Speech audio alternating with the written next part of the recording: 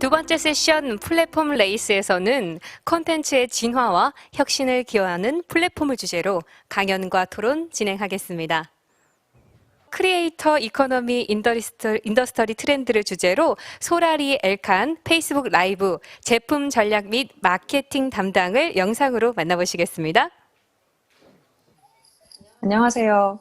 페이스북 본사 라이브 팀에서 프로덕트 스트래티지를 맡고 있는 이소라라고 합니다. 제가 페이스북에 근무한 지는 지금 4년이 되어 가는데 그동안 페이스북의 비디오 플랫폼 페이스북 워치에서도 근무를 했었고요. 그리고 페이스북에 오기 전에는 넷플릭스에서 아시아 런칭, 한국을 포함한 아시아 런칭에 참여하기도 했었습니다. 이렇게 다양하게 오랫동안 비디오 인더스트리에서 근무를 해왔는데요. 참여하게 되어 영광으로 생각하고요. 이렇게 성공적인 개최를 하게 되신 것을 축하드립니다. 사실 저희는 이번 주 땡스기빙 추수감사절 연휴로 회사에서 통 크게 9일짜리 휴가를 주셔서 지금 실리콘밸리에서 3, 4시간 정도 운전해 해야 하는 거리에 있는 아주 아름다운 호수 레이크 타호라는 곳에서 별장에서 인사를 드립니다.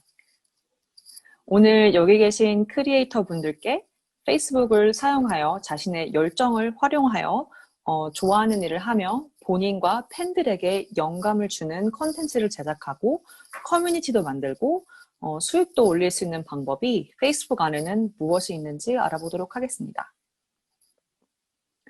페이스북의 미션은 사람들에게 커뮤니티를 만들고 세상을 더 가깝게 만들 수 있는 힘을 주자입니다. 커뮤니티의 중요성은 올해처럼 오프라인으로 만나기 힘들어진 세상에서 더욱더 빛을 발휘하는 것 같은데요.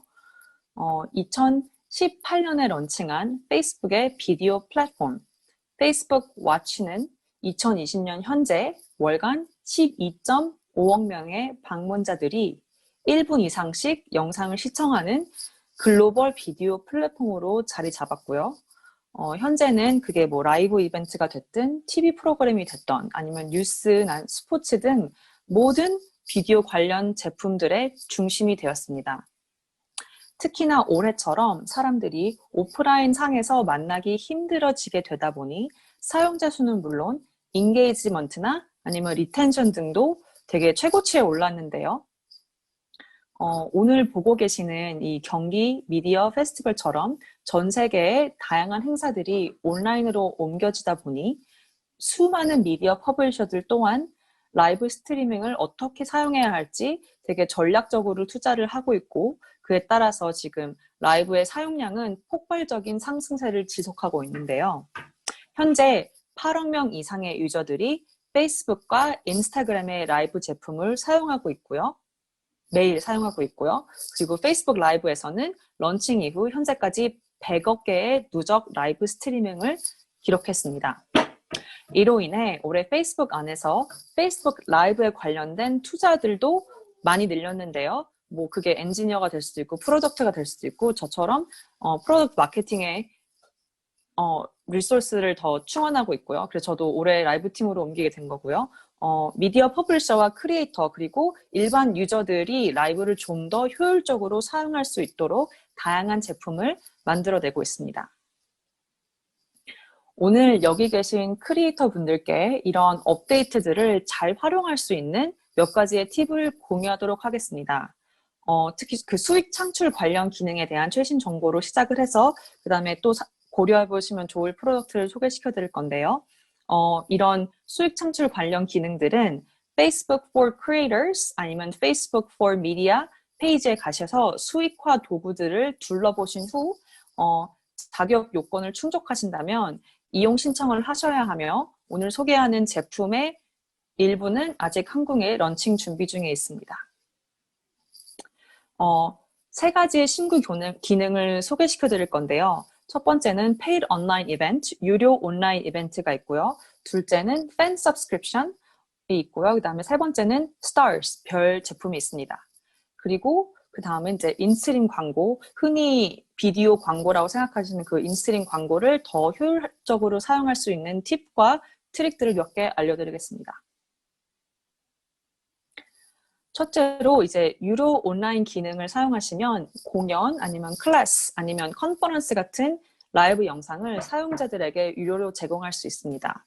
이거는 동네 요가 학원이나 피트니스에서 강사들이 고객들과 직접 유료 온라인 이벤트를 사용하여 돈을 받고 가르칠 수도 있고요. 이렇게 소규모가 될 수도 있고, 아니면 매우 큰 이벤트를 콘서트 같은 거를 이렇게 티켓을 팔아서 이벤트를 제공할 수도 있는 되게 다양하게 사용 방법이 다양한 제품인 것 같아요.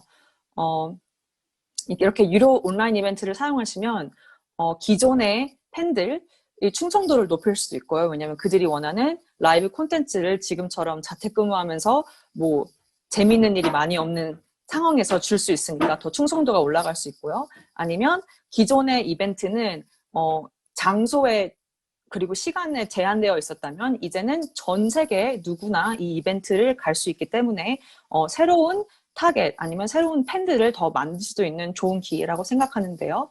그리고 또한 대면 이벤트 취소로 인해 손실된 수익을 대체하거나 아니면 수익의 흐름을 보완하실 수 있습니다. 그리고 마지막으로 이 모든 것을 한 플랫폼에서 처리하기 때문에 이벤트 제작에 들어가는 시간과 비용을 절감하여 그 남는 시간을 팬들에게 좀 더 나은 콘텐츠를 제작하기 위해 고민하는 데 사용하실 수 있습니다.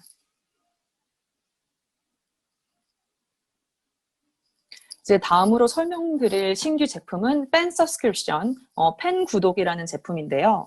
이거는 월간 정기 구독 상품으로 해당 페이지를 이제 좋아하는 팬들을 위해 독점 영상 제공과 서포터 배지를 제공하는 제품입니다.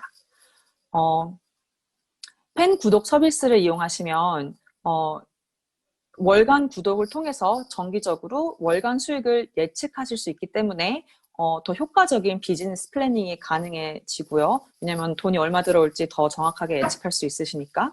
그리고 충성도가 높은 팬들에게 서포터만 전용으로 받을 수 있는 기회들, 예를 들어서 서포터 전용 라이브 공연이나 서포터 전용 컨텐츠를 제작하여 보상을 제공하실 수 있고요. 그리고 마지막으로 브랜드의 스타일과 커뮤니티에 맞는 서포트 경험을 제공하실 수 있습니다. 이것도 아까 말씀드렸던 페이드 온라인 이벤트와 비슷하게 이 서비스를 둘러보기나 컨텐츠 소비 아니면 커뮤니티 그리고 페이스북 그룹을 통한 커뮤니티 그리고 결제 이 모든 것을 페이스북 한 플랫폼에서 하실 수 있다 보니 효과적으로 관리하실 수 있고요. 그리고 제공하는 컨텐츠, 컨텐츠 장르나 타입 그런 거나 아니면 커뮤니티의 특성상을 고려하셔서 월간 어느 정도를 차지 하실지 그리고 서포터 혜택을 맞춤 설정하셔서 원하는 방식으로 팬 구독을 제작하실 수 있습니다. 마지막 신규 제품 Stars, 별이라는 제품을 소개시켜 드릴 건데요. 이거는 이제 사용자가 별을 구매함으로써 라이브 영상이나 아니면 바드 영상들에 대해서 후원을 할 수 있는 제품이에요. 이 별 하나는 미국 돈으로 0.01달러, 그래서 1센트, 한국 돈으로 10원 정도의 가치를 가지고 있고요. 어느 정도 사용할 수 있는지는 스타를 주는 사람들에 따라 달려있는 거고, 그리고 이렇게 라이브 방송들 중에서 특히 별을 사용하시면 팬들과 교감할 수 있는 방법을 더 늘릴 수 있다고 생각해요.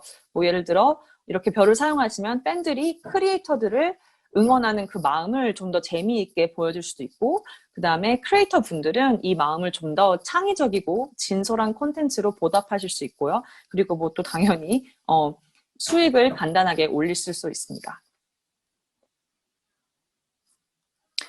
이 스타가 별을 사용하시려면 크리에이터 스튜디오 안에 있는 수익화 탭에서 스타 또는 별을 찾아보시면 돼요. 그리고 마지막으로 기존에 많이 사용하시던 인스트림 광고에 최근 업데이트된 것들을 소개시켜 드릴게요. 예를 들어서 광고 시에 많은 유형의 동영상을 수익화할 수 있도록 페이스북의 인스트림 광고가 계속 개선되고 있는데요. 콘텐츠에 삽입할 수 있는 광고 노출 위치에는 프리롤, 그리고 미드롤, 그리고 이미지 광고라는 3가지 유형이 있습니다. 수익화하려는 동영상만 결정하시면 이제 시청자가 볼 수 있는 동영상을 지점으로 효과적인 관리가 가능해지는데요. 최근에 업데이트 몇 가지를 소개시켜 드리자면 첫째로 Skippable Mid-roll Ads, 스킵 가능한 중간 광고가 출시되었습니다.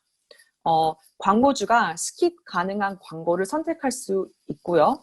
그리고 이건 광고주에게 좋은 이유는 보고 싶지 않은 광고를 억지로 보게 하는 것보다 이렇게 소비자에게 초이스를 줌으로써 그 광고주에 대한 원하지 않는 감정도 줄어들게 되고요. 그리고 크리에이터 입장에서도 사람들이 좋아하는 콘텐츠만 계속 볼 수 있게 하기 때문에 서로에게 좋은 되게 이코시스템에 좋은 제품이라고 생각해요. 그리고 이렇게 5초 동안 광고가 재생된 이후에 스킵 버튼이 표시되고 그리고 이제 아까 말씀드렸듯이 시청자가 계속 그 광고를 시청하거나 아니면 스킵할 수 있습니다. 그리고 그 광고는 5에서 15초 정도의 사이의 길이가 되어서 되게 탄력적으로 운영하실 수 있습니다. 이제 두 번째로 길이의 제한이 완화되었습니다. 이제 예전에는 긴 비디오만 인스트림 광고를 삽입할 수 있었는데요. 이제 그 제한을 60에서 18초 정도의 길이의 영상 내에 이미지 광고나 아니면 후광고 아니면 그 포스트롤 광고를 사용하셔서 동영상 시청에 방해가 되지 않는 이 두 광고 형식을 이용하시면은 광고도 사용하실 수 있고 그 다음에 시청자의 눈길을 끄는 짧고 재밌는 동영상을 계속 제작하시고 그리고 거기에 대해서 수익도 창출하실 수 있습니다. 이미지 광고의 경우는 본 영상에서 재생이 30초 된 이후에 보여지고요. 그 다음에 페이지 설정에서 인스트리 광고를 설정하실 수 있습니다. 예를 들어 차단 리스트나 뭐 온앤오프로 끄거나 켜실 수 있고요. 그 다음에 향후 업로드하는 모든 짧은 길이의 영상에도 자동으로 적용될 수 있도록 하실 수 있습니다.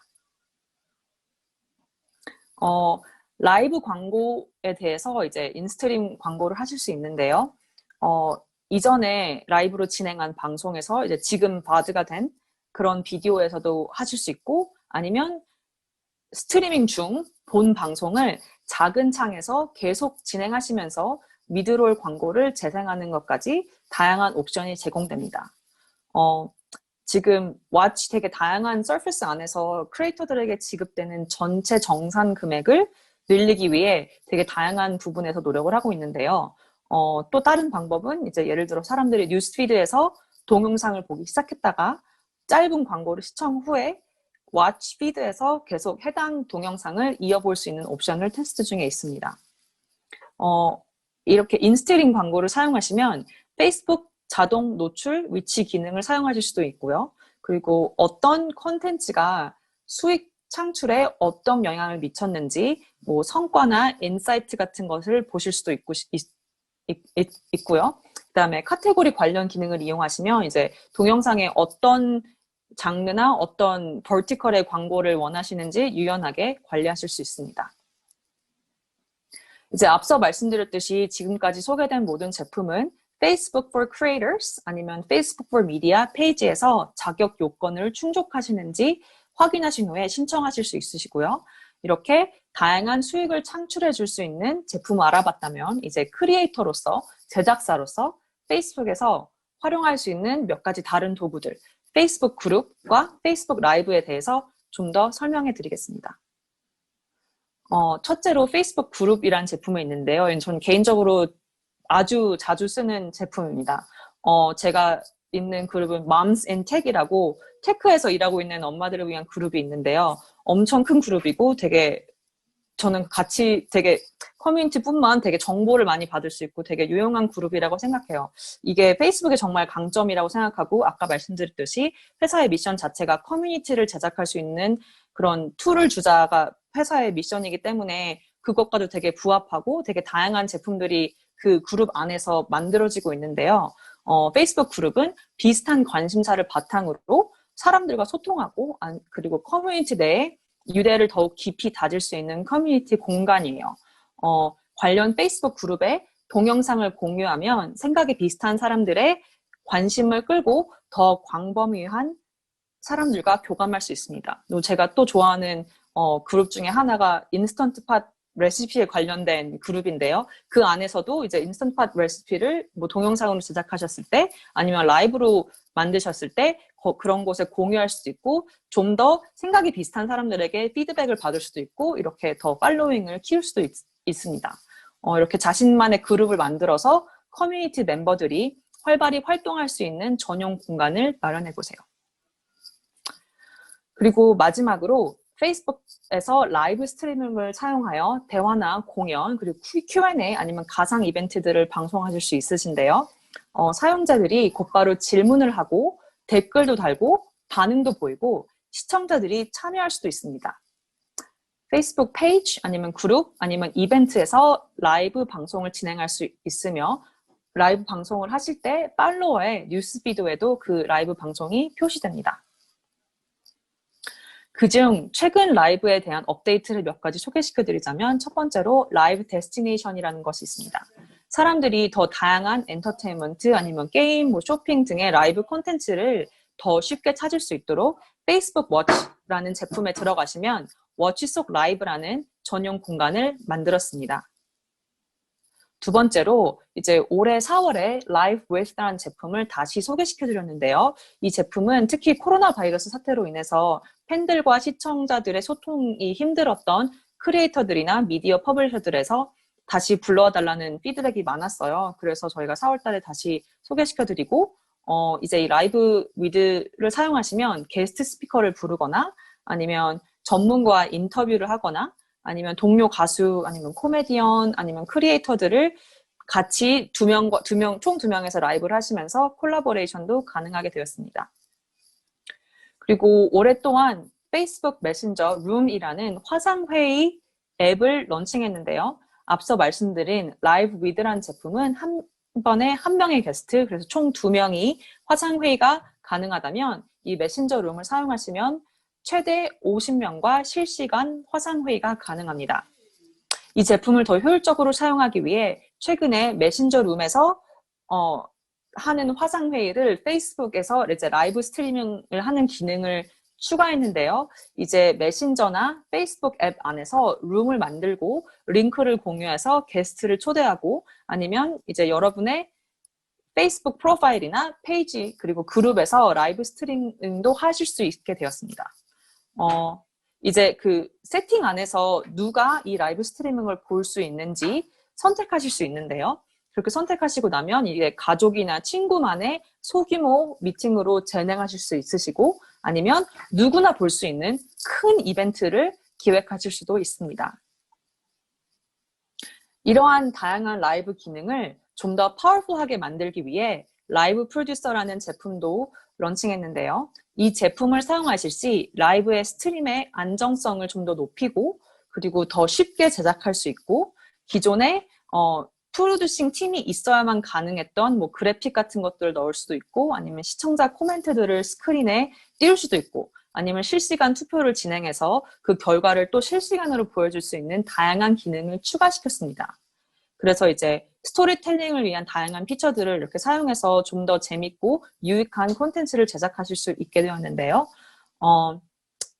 이제 이 모든 것을 소프트웨어를 따로 뭐 돈을 내거나 다운받지 않으셔도 되고 데스크탑에서 쉽게 할 수 있게 되어서 이제 크리에이터로서 이제 라이브를 하고자 한다면 누구나 하이 퀄리티의 라이브를 쉽고 재밌게 제작하실 수 있게 되었습니다.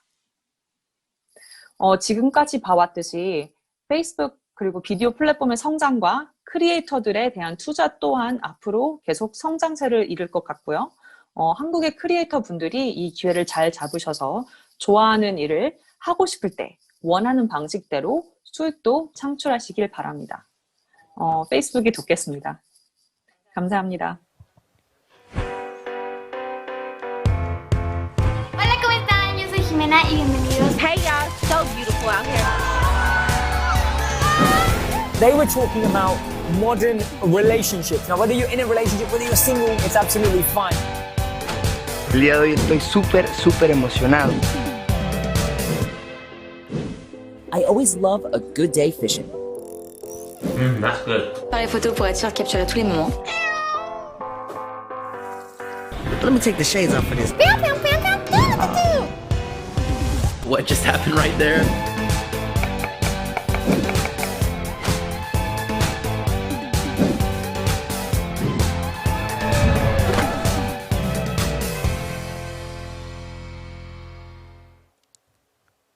네, 2020 경기 뉴 미디어 컨퍼런스 두 번째 세션 함께 하고 계십니다. 저희 컨퍼런스는요, 연사를 포함한 모든 운영 스텝이 정부의 사회적 거리 두기 기준에 준수하고 있습니다. 자, 다음은 창작자와 플랫폼이 말하는 뉴 미디어를 주제로 패널 토론 진행하겠습니다. 김세을 숭실대 경영대학원 콘텐츠 경영학과 교수님께서 좌장 맡아서 진행해 주실 거고요. 패널로는 노동환 콘텐츠 웨이브 정책협력팀장님, 박요셉 JTBC 스튜디오 PD님, 창작 집단 송편의 윤성호 감독님께서 참석해 주셨습니다. 좌장 및 패널 연사 여러분을 무대 위로 모시겠습니다.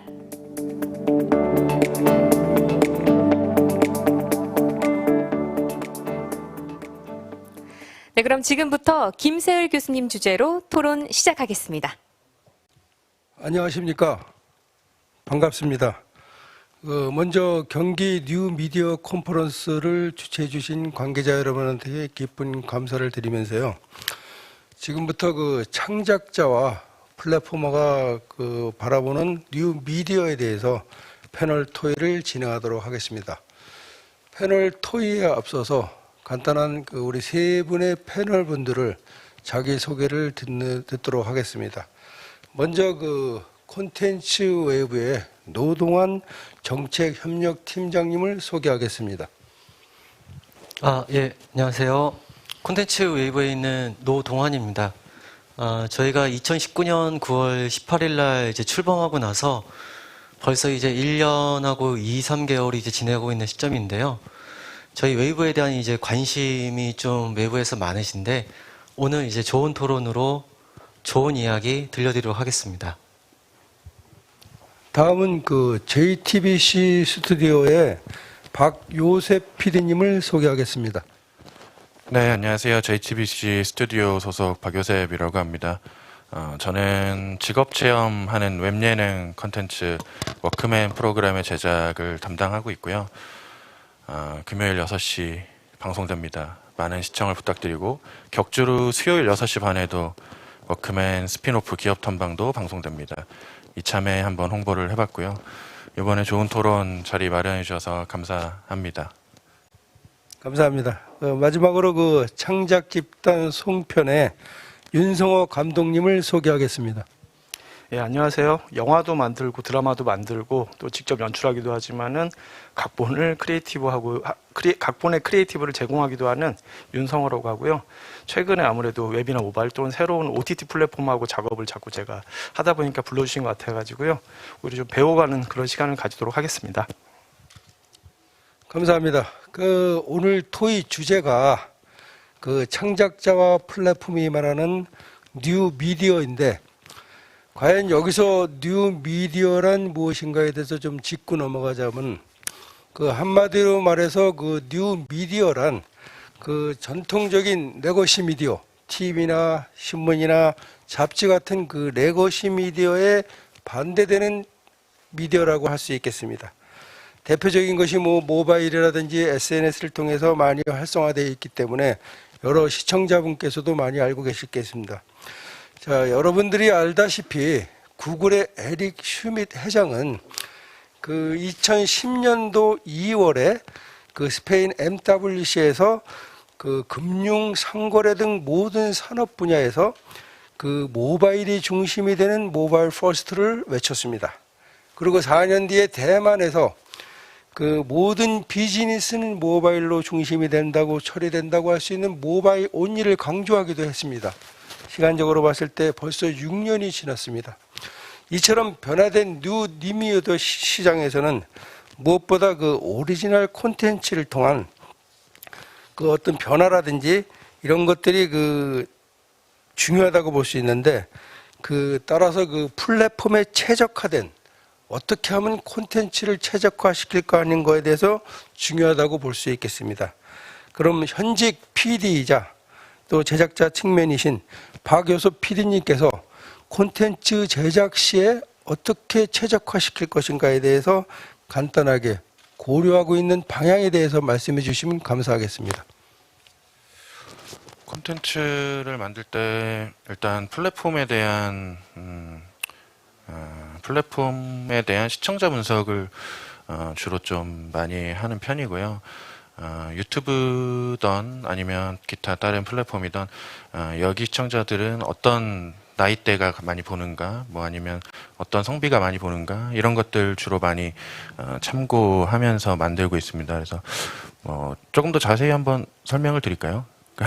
그러니까 어떻게 보면 시청자 정보를 분석해서 그 나름대로 플랫폼에 적용시키는 경우가 있는데 네. 특히 공감 있는 그 콘텐츠 제작을 위해서는 어떤 식으로 가는지, 예를 들어서 뭐 배경음악이라든지 아니면 키워드를 통한 검색이라든지 또 그것이 사후에 바이럴 마케팅까지 유도할 수 있을 정도의 어떤 효과를 통해서 바라보는 측면도 말씀해 주시면 감사하겠습니다.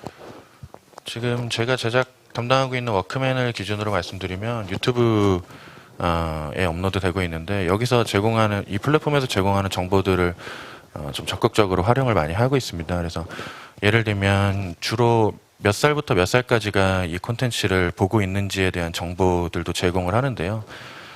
저희 콘텐츠 같은 경우에는 18, 24의 연령대가 뭐 한 30% 중반, 그리고 24, 32의 연령대가 또 한 30% 중반 정도. 그래서 저희 콘텐츠를 보는 한 70%의 시청자들의 나이대는 18, 32 정도의 나이대 분들이 많이 시청을 하고 계세요.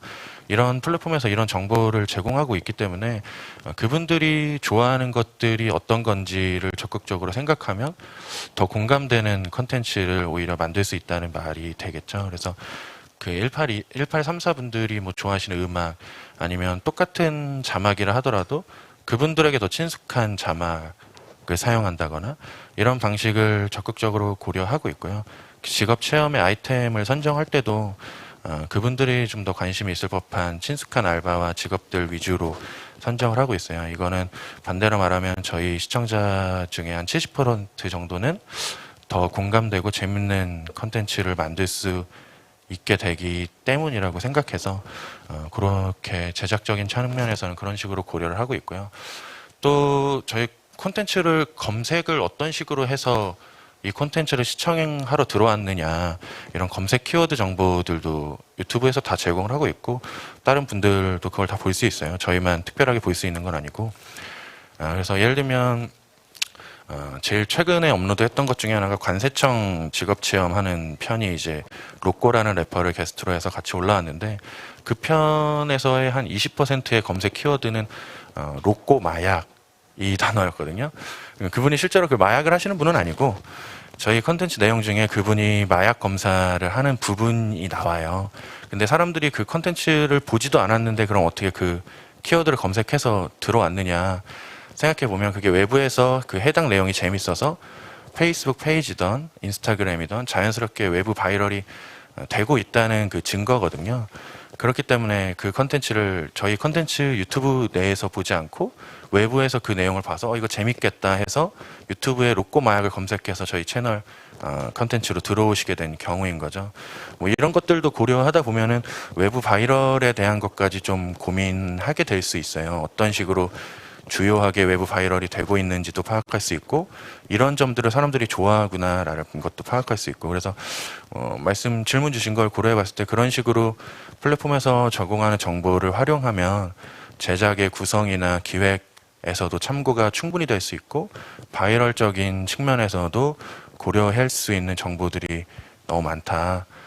뭐 그런 도움을 받고 있고 뭐 참고하고 있다. 이 정도 말씀드릴 수 있을 것 같습니다. 그럼 하여간 워크맨이 오늘같이 지금까지 상당히 오랜 시간 동안 인기를 끌었던 원인 중에 하나가, 지금 어떻게 보면 그냥 시청자들이 단순히 지켜보는 걸로 끝나는 게 아니라 제작자 입장에서 상당히 여러 가지 측면에서 시청자의 정보라든지 그 사후 활용이라든지 그 방향에 대해서 다 고민하고 그렇게 이루어졌다는 것을 오늘 알 수 있겠습니다. 자, 그러면 창작자와는 좀 다르게 그 콘텐츠, 그 넷플릭스와 대항하고 있는 그 콘텐츠 웨이브, KOTT 서비스를 주도하고 있는 그 웨이브, 콘텐츠 웨이브의 콘텐츠 강점은 무엇이라고 볼 수 있을까요? 우리 노 팀장님께서 한마디 해주시면 좋겠습니다. 예, 웨이브 노동환입니다. 현재 국내 시장에서는 넷플릭스와 대응하기 위해서 다양한 OTT 사업자가 이제 경쟁하고 있는 거는 사실이고요. 근데 그 경쟁의 압력이 좀 많이 지금 높아지고 있는 건 사실입니다. 넷플릭스의 가장 주무기는 분명히 이제 콘텐츠에 있죠. 근데 저희 웨이브는 넷플릭스 대비 차별화된 콘텐츠라고 우선 부를 수가 있고요. 그 이유는 있습니다. 저희 내부적으로는 다른 OTT 서비스에 비해서 가장 많은 콘텐츠를 보유하고 있고 다양한 장르의 라이브러리를 지금 가지고 있습니다. 방송 콘텐츠만 하나 VOD만 하더라도 그냥 에피소드 제외하고 그냥 타이틀만 따졌을 때는 거의 30만 편 정도가 VOD를 보유를 하고 있는데요. 저희 웨이브의 가장 큰 강점은 매일 쏟아지는 탄탄한 콘텐츠가 쌓인다는 점입니다. 아무래도 저희가 이제 주로 서비스하고 있는 부분이 지상파 콘텐츠 위주의 서비스이지만 매일 쏟아지는 지상파의 콘텐츠가 지속 쌓임으로 해가지고 라이브러리가 탄탄해지고 있고 그 라이브러리를 바탕으로 대중성을 기반으로 한 OTT 서비스를 한다는 게 저희가 이제 가장 큰 강점으로 잡고 있는데 하지만 시장은 많이 변화하고 있습니다. 대중성에 기반한 콘텐츠보다는 대중성에 기반한 콘텐츠도 중요하지만 그 대중성을 기반으로 한 차별화된 콘텐츠를 제공하는 게 OTT 플랫폼에서 중요한데요. 기존에 저희는 방송 콘텐츠 중심의 라이브러리와 그 다음에 저희가 고민했던 부분은 지금 시장에서 현재 한국 OTT 시장의 이용자들은 과연 어떠한 콘텐츠를 요구하는가, 어떠한 콘텐츠를 원하는가, 어떻게 콘텐츠를 소비하는가에 대해서 지속적인 고민을 하고 있는 상황이고 국내 방송 콘텐츠도 많이 있지만 지금 현재 아마 저희 웨이브를 서비스를 이용해 보신 분들은 아시겠지만 저희는 매주 금요일 날 금요 시사회를 통해 가지고 보다 차별화된 해외 시리즈도 제공을 하고 있고요. 또 하나는 오리지널 콘텐츠를 저희가 보통 이제 방송사 쪽에 이제 투자를 하는데 기본적으로 예전 같은 경우에는 방송사하고 저희 OTT에 거의 이제 동시 공개되는 식으로 진행이 됐다고 하면은 이제는 저희만의 콘텐츠는 저희 이제 OTT 플랫폼에서 먼저 서비스함으로 해가지고 그 콘텐츠에 있는 그 경쟁력을 갖추고 있습니다. 아시겠지만 아마 지난주인가 제가 지지난주 기억을 하는데 좀 재미있는 콘텐츠 순위가 한 개 나온 게 있었습니다. 보통 이제 저희 웨이브에서는 현재 방영되는 콘텐츠 그리고 이용자들이 지속적으로 원하는 예능 이런 부분이 계속 자리를 잡고서 이제 시청량이나 시청 횟수가 높았는데 지난주에는 VOD 쪽에 재밌는 콘텐츠가 하나 10위 안에 들어와 있더라고요. 그게 바로 전원일기입니다. 이제 콘텐츠는 그만큼 그 주기가 있거든요. 기본적으로 예전에 소거했던 그 드라마나 그런 예능들이 지금 현재 와서 인기가 없으리라는 보장은 없다고 보고 있고 그 탄탄하게 쌓인 콘텐츠 라이브러리를 바탕으로 해가지고 지속적으로 이용자들에게 다양한 콘텐츠를 제공하는 게 저희 웨이브만의 이제 강점이라고 이제 볼 수가 있습니다. 넷플릭스의 공세가 상당히 심상치 않은데 넷플릭스가 옥자를 제작할 때만 해도 100만 명 돌파하기가 상당히 어려웠어요. 근데 금년 코로나 사태 이후로 짧은 시간에 아주 광목할 만큼 넷플릭스의 성장성이 두드러지는데 지상파 3사 푹과 SK텔레콤의 옥수수가 합쳐서 콘텐츠 웨이브가 탄생을 했지 않습니까? 그럼 웨이브 입장에서 현재 시장 구도가 어떤 식으로 흘러가고 있는지요? 예를 들어서 넷플릭스와 웨이브의 어떤 시장 점유율이라든지 가볍게 한마디 해주시면 감사하겠습니다. 보통 이제 OTT 쪽의 시장 점유율을 이제 만약에 이제 설명을 좀 드리게 되면은 보통 시장 점유율이라 하면은 유료 가입자에 대한 이제 점유율이나 매출액에 대한 이제 점유율로 이제 시장에 대한 구조를 이제 파악을 하게 되는데 현재로서는 자료가 없는 상황에서 그러니까는 OTT 서비스를 이용하는 월 평균 이용자 수 기준으로 이제 봤을 때 넷플릭스가 최근 국내에서 OTT 서비스에서 40% 이상의 점유율을 이제 가지고 있고, 그 뒤로 저희 웨이브가 20%, 24에서 6% 정도의 점유율을 가지고 있는데, 지난 제가 기억하기로는 3월, 4월 같은 경우에는 점유율이 그렇게 차이가 없었습니다. 근데 어느 순간 갑자기 넷플릭스가 6월, 7월 달 정도에 급격하게 이제 증가하는 모습을 보였거든요. 그 이유는 있었습니다. 그때 당시에 넷플릭스에서 제공했던 오리지널 콘텐츠로 저희는 보고 있거든요. 아시다시피 킹덤이나 인간 수업, 이런 부분들이 넷플릭스 쪽의 이용자들을 많이 끌어들이면서 그 국내 OTT 시장에서 넷플릭스의 시장 점유율은 현재보다 좀 더 높아지지 않을까. 그리고 향후에는 이제 40% 가는데 그 가속도가 붙는 상황에서 50% 이상까지도 시장 점유율을 차지하지 않을까. 저희는 이제 조심스럽게 그렇게 예측을 하고 있습니다. 어떻게 보면 그 오리지널 콘텐츠의 중요성을 그 킹덤이 어떻게 보여줬다고 보는데, 최근에 그 콘텐츠 웨이브도 그 킹덤 제작사하고 MOU를 맺었지 않습니까? 그런 측면에서 어떤 오리지널 콘텐츠에 대한 투자를 좀 더 강화시킬 방향인가요? 예. 저희가 출범할 때 올해 계획은 오리지널 콘텐츠 투자에 500억 정도를 잡았었는데, 코로나 이후에 그리고 OTT에 대한 이용률이 높아지면서 이 시장의 경쟁은 좀 더 치열해지는 상황이었습니다.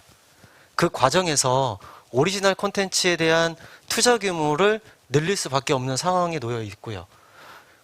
기존에 500억이었다면은 현재 올해 같은 경우는 거의 이제 100억을 증액한 600억 정도의 오리지널 콘텐츠를 이제 투자를 이제 이미 이제 완료가 이제 됐고 있고요. 아마 저희는 내년도가 가장 OTT 서비스 시장에서 가장 중요한 시점이라 보고 있습니다. 이제 콘텐츠에 대해서 중요성은 너무나 잘 아시는 상황에 놓였고, 어떠한 콘텐츠를 어떻게 선별해서 어떻게 제공하느냐가 지금 OTT 플랫폼에서는 가장 관건이기 때문에 그 오리지널 콘텐츠, 근데 저희 아직 웨이브 같은 경우에는 몇 개 저희 플랫폼에서만 제공하는 콘텐츠가 있지만, 저희가 투자한 콘텐츠가 저희 OTT에선 독점되고 방송으로 편성되는 이런 이제 유통 구조를 갖고 있다고 하면은 이제 OTT 시장에서는 정말 킹덤과 같은 그런 대작의 콘텐츠를 웨이브도 서비스하기 위해서 좀 더 약간 치밀한 전략과 다양한 이제 제작사들하고 이제 협업을 하기 위해서 지금 현재 노력 중에 있습니다. 개인적으로도 콘텐츠를 가리키면서 그 한국적 그 오리지널 콘텐츠의 어떤 출연이 상당히 필요하다고 보는 입장인데, 자, 웨이브가 그 킹덤에 버금가는 그런 콘텐츠를 제작하기를 바라면서, 잠깐 다시 주제로 돌아가서 플랫폼은 어떻게 콘텐츠를 최적화시켜야 효과가 좋을까를 한번 생각해 보겠습니다. 자, 윤 감독님은 10년 전에 웹드라마를 처음으로 선보였어요. 할 수 있는 자가 구하라라는 제목인데, 오늘 그 제목을 다시 한번 이렇게 떠올리니까 상당히 좀 의미가 있는 것 같아요. 할 수 있는 자가 구하라.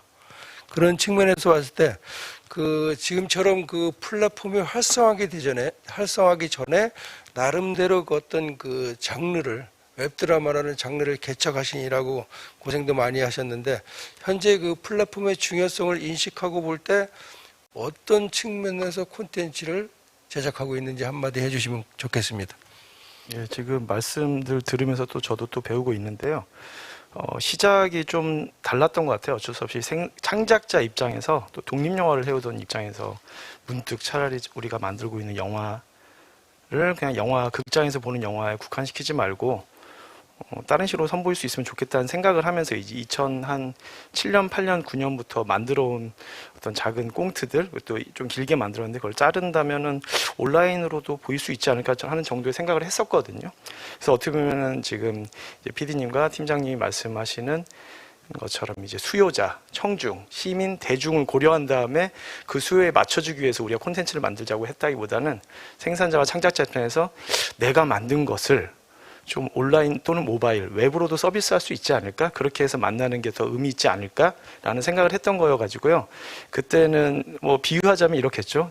제가 가령 우리나라에 별로 이제 식당 하나 차리려면 힘들 때 명동에다 커다랗게 칼국수집 하나 내려면은 진짜 몇십억 들 때 나도 좀 요리 기술이 있는 편인데 이 요리 기술을 선보이려면은 꼭 명동이나 어떤 길목 좋은 곳에 큰 식당 내지 않고 혹시 푸드트럭 같은 데서 일단 내 레시피를 선보일 수 있지 않을까 하는 저의 요리사로서의 그런 어떤 나의 레시피를 선보이고 싶은 저의 욕구가 먼저 했었는데요. 근데 이제 어느새 이제 10년 지나면서 이렇게 만나면서 대중들을 만나고 또 플랫폼이 변화하고 또 플랫폼 변화하기 이전에 디바이스가 변화하는 모습을 보면서 자연스럽게 이거를 보는 사람들의 수요를 생각하게 되더라고요. 그래서 지금은 어떻게 보면 그 두 가지가 저 같은 프리랜서 창작자, 딱 어떤 OTT나 조직에 속하지 않은 또 스토리텔러 입장에서는 두 가지를 같이 고민을 하게 되는 것 같아요. 물론 이제 전통적인 레거시 미디어의 연출자나 그를 통해서 스토리를 선보인 작가님들도 마찬가지였겠지만은 내가 하고 싶은 이야기, 내가 잘할 수 있는 이야기, 내가 가치 있다고 생각하는 이야기와 지금의 변화하는 청중들이 만날 수 있는 교집합이 어디일까? 내가 잘할 수도 없고 가치도 없고 크게 의미도 없을 것 같은 이야기를 억지로 만들어 드릴 수는 없고 잘할 수도 없을 거고 그렇다고 내가 만들고 싶은 요리라고 해가지고 수요도 없는데 이 길목을 다니는 청중들은 이 메뉴에 별로 관심도 없는 사람들인데 만들 수는 없어가지고 그 두 가지를 절충하는 게 요새 가장 큰 고민이고 그랬을 때 이 스토리텔링이 숏폼이든 미드폼이든 롱폼이든 어느 플랫폼이랑 만났을 때 시너지가 있을까는 계속 고민을 하게 되고요. 하나 더 약간 요새 달라진 점이 있다면은 오히려 플랫폼을 통해서 제안이 오는 경우들이 생기니까 그 다음에 내가 갖고 있던 어떤 원천적인 스토리 아이디어라든지 톤앤 매너가 있었는데 이 플랫폼하고 같이 윈윈하기 위해서는 어떻게 그거를 톤앤 매너라든지 러닝 타임이라든지 보여주는 방식의 플롯의 구성이라든지 어떻게 하는 게 좋을까 그 고민들이 항상 대본을 쓰면서 가장 먼저 우선하게 되고 있는 요즘입니다. 그러면 상당히 고민을 많이 하고 계시는군요. 어떻게 보면 상당히 중요한 주적인 것 같은데 그 콘텐츠라고 그러면 사람들이 이제 좀 범위가 크다 보니까 어떤 그 좀 구별이 안 갈 수도 있는데 아까 그 요리 요새 뭐 먹방도 상당히 유행하고 그런 측면에서 레시피라고 하니까 상당히 좀 다가오는 것 같아요. 그 레시피에 대한 어떤 독특한 특징이라든지 그런 걸 통해서 어떤 콘텐츠를 새롭게 선보이려고 고민하고 그렇게 하면서 여러 가지 뉴미디어에 적용시키겠다는 그런 윤 감독님의 생각은 상당히 좋은 것 같습니다. 자, 그러면 이제 첫 번째 이제 소 주제가 그 어떻게 무엇으로 콘텐츠를 최적화시키냐라고 고민을 해봤는데 지금부터는 약간 주제를 좀 더 높여서 무엇을 가지고 콘텐츠의 가치를 밸류를 향상시킬 수 있는가에 대해서 한번 생각해 보도록 하겠습니다. 그 앞에서 그 플랫폼에 따라서 그 콘텐츠의 형식이나 제작, 유통 형태 그리고 여러 가지 소비 문법이 상당히 다르다고 말씀을 드렸습니다. 그러면 이제 그 무엇으로 이런 그 콘텐츠의 밸류를 높일 건가를 생각해 보겠습니다. 최근에 그 젊은이들은 그 콘텐츠를 볼 때 어렵게 생각하지 않아요. 그냥 단순하게 그 어떤 자기가 좋아하는 쉽게 말하면 채널보다는 프로그램을 상당히 선호하고 그래서 지상파라든지 케이블이라든지 뭐 아프리카 TV라든지 이런 여러 가지 채널에서 가장 좋아하는 프로그램이 나한테 맞는 프로그램이 무언가를 선택하고 몰아보고 다시 한번 VOD로 보고 이렇게 한단 말입니다.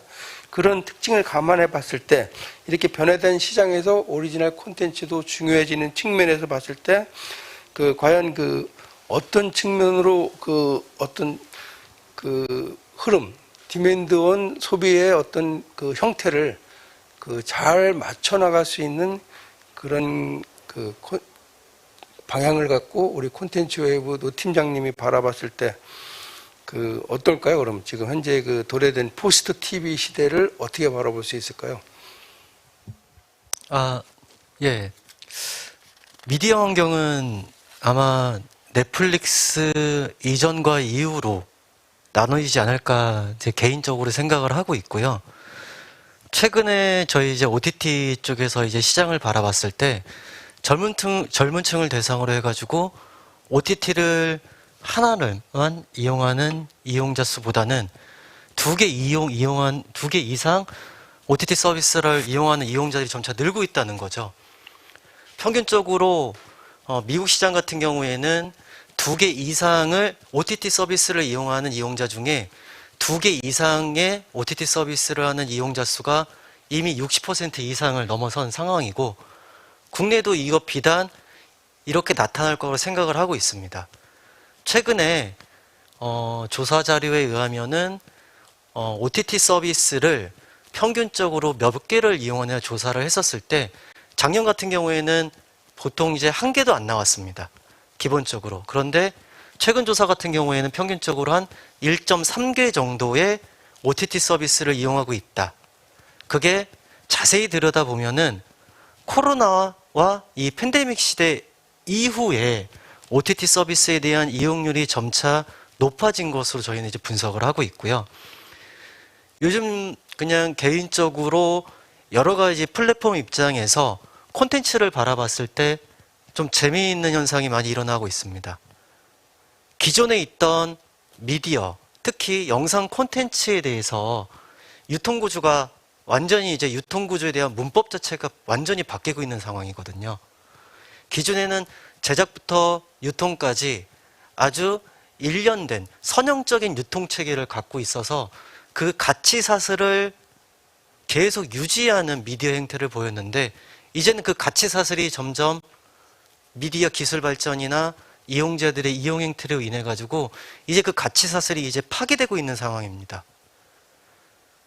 유일하게 요즘 아마 뉴스로 보신 분은 알겠지만 영화 승리호가 넷플릭스로 바로 가고, 또 하나 방송물이 먼저 들어가는 게 아니라 OTT로 먼저 선공개 서비스 되고, 넷플릭스에 있는 영화가 극장에 개봉되고, 이제는 기존에 있던 영상 콘텐츠에 대한 유통 구조를 바뀌고 있는 상황이고, 이 바뀌고 있는 상황에서 플랫폼 입장에서는 이용자들에게 가장 좋은 퍼스트 창구, 그러니까는 퍼스트 윈도우로서 역할을 좀 더 많이 하지 않을까 이제 고민을 좀 하고 있는 상황인데, 근데 또 하나 재밌는 건 있습니다. 저희 이제 내부적으로 기본적으로 스마트폰이나 스마트 TV 이런 쪽의 이용량을 저희가 이제 좀 볼 수가 있는데요. 팬데믹 이후에 좀 재밌는 현상이 일어났습니다. 우리는 OTT라고 하면은 분명 모바일만 많이 기억을 하고 있거든요. 재택근무나 가정 내 체류 시간이 많아지면서 또 하나 재밌는 현상이 일어났습니다. 모바일의 이용량도 많이 늘어났지만 그에 따라서 스마트 TV의 이용량도 많이 늘어나고 있거든요. 스마트 TV를 통해 가지고 넷플릭스를 이용하고 티빙을 이용하고 웨이브를 이용하는 이용자들이 늘어나면서 콘텐츠에는 기본적으로 모바일이 아니라 기본적으로 이제 더 고품질의 영상으로도 하나 가야 되지 않나 고민을 하고 있고, 저희 플랫폼 입장에서 그렇습니다. 이용자들은 질 낮은 콘텐츠에 대해서 거부감을 갖고 있기 때문에 그거는 화질, 음성도 마찬가지고요. 이제 포스트 TV 쪽에서는 기본적으로 모바일에 최적화된 콘텐츠만 생각을 하고 있었는데, 과연 퍼스트 창구가 OTT나 온라인으로 바뀌면서 그 콘텐츠의 질은 포스트 TV, 그러니까는 저희가 말했던 디지털 TV보다도 좀 더 고품질의 콘텐츠를 제공해야만 이용자들의 만족감을 만족감을 높여주지 않을까, 그런 고민도 이제는 좀 필요한 시기라고 이제 보고 있습니다. 오리지널 콘텐츠에서 뛰어넘어서 고품질의 콘텐츠를 제작하는 것이 중요하다고 볼 수 있는데, 사실 아까도 콘텐츠 유통 양태를 말씀드렸지만은 상당히 선형적인 이유는 최근에 플랫폼 비즈니스의 특징과 맞춰서 플랫폼 비즈니스의 특징이라는 것이 쌍방향이기 때문에 그런 측면에서 어떤 보라보는 게 좀 더 바람직하지 않을까 싶습니다.